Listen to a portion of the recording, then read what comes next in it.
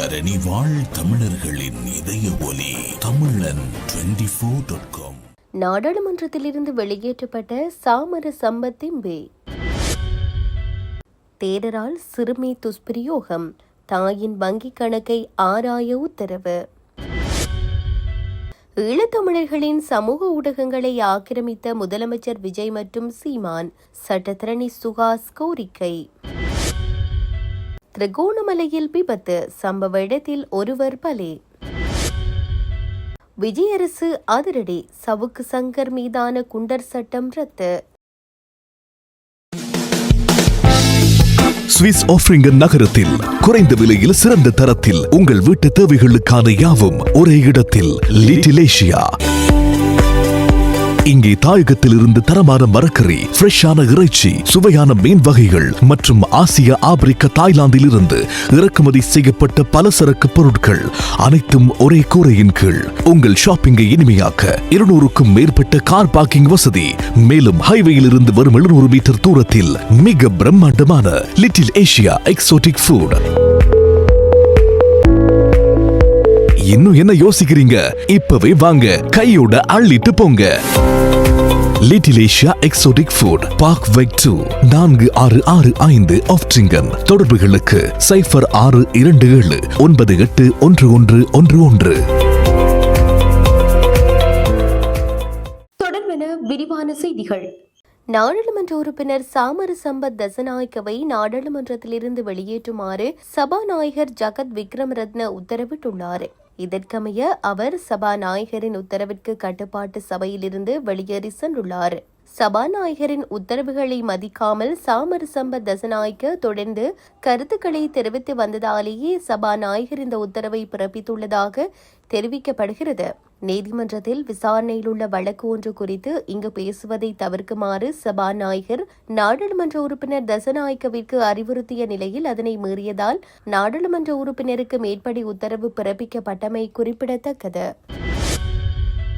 ஈழத்தமிழர்களின் சமூக ஊடகங்களில் தமிழ்நாட்டின் தலைவர்களை வைத்து வன்மத்தை தெரிவிப்பது தவிர்க்கப்பட வேண்டும் என தமிழ் தேசிய மக்கள் முன்னணியின் ஊடக பேச்சாளரும் சட்டத்திறனியுமான சுகாஷ் தெரிவித்துள்ளார். இவ்விடயம் தொடர்பில் அவரது சமூக வலைதளத்தில் கூறியுள்ளதாவது: மாண்புமிகு விஜய் அவர்களா அல்லது மரியாதைக்குரிய சீமான் அவர்களா என்று ஈழத்தமிழர்களின் சமூக ஊடக பக்கங்களில் அதிகம் பேசப்படும் விடயம் இதுவே. நாம் விரும்பிய தலைவர்களுக்கு ஆதரவு தெரிவிப்பதாக ஆரம்பித்து தற்சமயம் மாற்றுத்தரப்பு மீதான வன்மத்தை கக்குவதாக நகர்கின்றது. இது உடனடியாக தவிர்க்கப்பட வேண்டும் என்பது எனது தாழ்மையான வேண்டுகோள். தமிழக தலைவர்களோடு தொடர்புகளும் உறவுகளும் இருப்பது தவறல்ல, அது தேவையானதும் கூட. ஆனால் எதிர்ப்பது ஒன்றுக்கு பல தடவை சிந்தித்து செயற்பட வேண்டிய விடயம். விடுதலையை வேண்டும் ஈழத்தமிழினத்திற்கு இத்தருணத்தில் தமிழகத்தின் ஆதரவு தவிர்க்க முடியாதது என்பதை நினைவில் கொள்வோம். தமிழீழ விடுதலை புலிகளும் தமிழக முன்னாள் முதலமைச்சர் எம்ஜிஆர் அவர்களும் நெருக்கமான உறவில் இருந்த போதும் தமிழீழ விடுதலை புலிகள் எத்தருணத்திலும் எம்ஜிஆரின் அரசியல் போட்டியாளரான முன்னாள் முதலமைச்சர் மு. கருணாநிதி அவர்களை பகிரங்கமாகவோ எதிர்க்கவோ விமர்சிக்கவோ இல்லை என்பதை அனுபவ பாடமாக கொள்வோம். ஈழத்தில் விஜய் அவர்களின் ரசிகர்கள் சீமான் அவர்களை தூற்ற வேண்டியதில்லை. சீமான் அவர்களின் ஆதரவாளர்கள் விஜய் அவர்களை எதிர்க்க வேண்டியதும் இல்லை. ஈழத் தமிழர்களுக்கு இத்தருணத்தில் ஒட்டுமொத்த தமிழகத்தின் ஆதரவு தேவை என்பதை நினைவில் நிறுத்துவோம். இதை வைத்து ஈழத் தமிழினத்தை கூறு போடவும் இனப்படுகொலையை திசை திருப்பவும் இலங்கை அரசாங்கமும் அதன் முகவரிகளான தமிழ் எட்டப்பர்களான அரசியல் கோமாளிகளும் போடும் திட்டத்திற்கு பலிக்கடா ஆவதை தவிர்ப்போம். மாண்புமிகு முதலமைச்சரின் தமிழக ஆட்சி பணி சிறக்கட்டும்.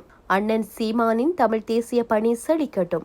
இலங்கை அரசினதும் முகவர்களான குரடி வித்தை கோமாளிகளினதும் கூத்துக்களை இனியாவது ஈழத்தமிழினம் உணர்ந்து தெளியட்டும். இலக்கு ஒன்றிய இனத்தின் விடுதலை என்று சட்டத்தரணி சுகாஸ் குறிப்பிட்டுள்ளார்.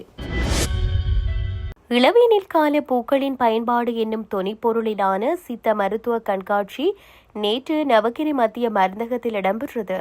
வடமாகாண சுதேச மருத்துவ திணைக்களமும் யாழ் சித்த மருத்துவ பீடத்துறையும் இணைந்து குறித்த கண்காட்சி மேற்கொள்ளப்பட்டுள்ளது.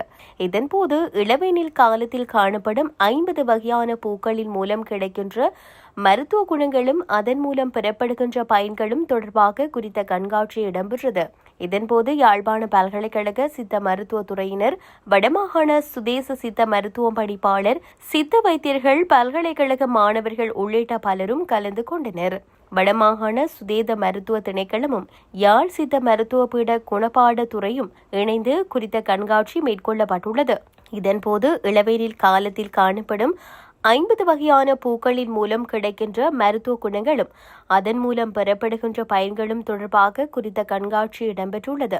இதன்போது யாழ்ப்பாண பல்கலைக்கழக சித்த மருத்துவத்துறையினர், வடமாகாண சுதேச சித்த மருத்துவ பணிப்பாளர், சித்த வைத்தியர்கள், பல்கலைக்கழக மாணவர்கள் உள்ளிட்ட பலரும் கலந்து கொண்டனர்.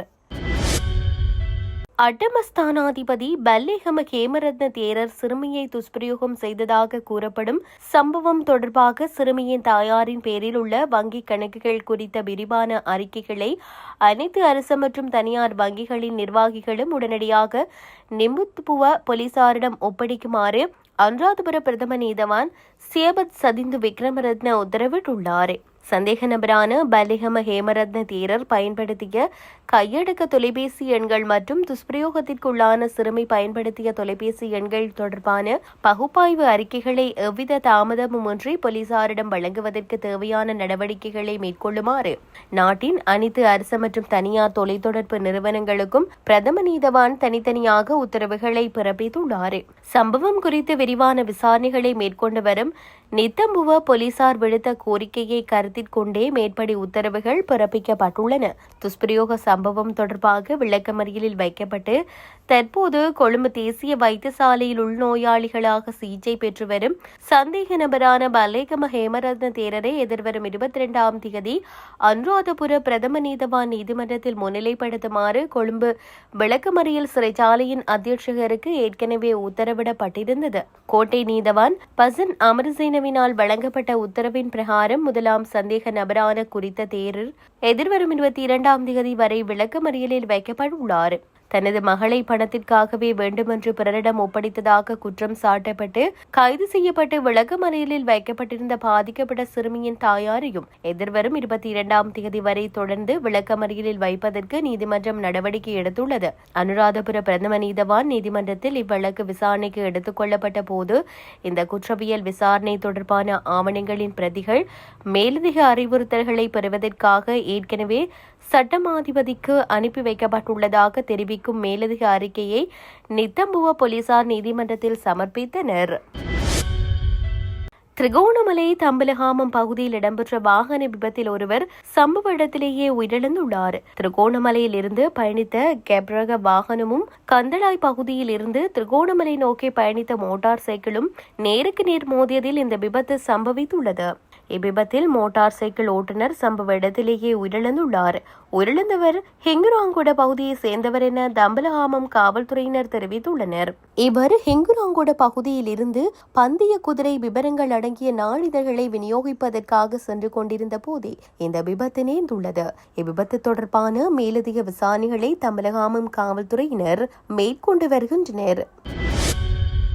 பிரபல யூடியூபர் சவுக்கு சங்கர் மீது பதிவு செய்யப்பட்ட குண்டர் சட்டத்தை தமிழ்நாடு அரசு ரத்து செய்துள்ளது. பிரபல யூடியூபர் சவுக்கு சங்கர் மீது தொடுக்கப்பட்ட தொடர்ச்சியான அவதூறு வழக்குகள் மற்றும் முந்தைய வழக்குகளின் அடிப்படையில் அப்போதைய சென்னை காவல் ஆணையர் அருண் சவுக்கு சங்கரை குண்டர் சட்டத்தில் அடைக்க உத்தரவு பிறப்பித்தார். இதனையடுத்து சவுக்கு சங்கர் புழல் மத்திய சிறைச்சாலையில் அடைக்கப்பட்டிருந்தார். இந்நிலையில் சவுக்கு சங்கர் மீது பிறப்பிக்கப்பட்டிருந்த குண்டர் தடுப்பு சட்டத்தை விஜய் தலைமையிலான தமிழ்நாடு அரசு தற்போது ரத்து செய்து உத்தரவிட்டுள்ளது.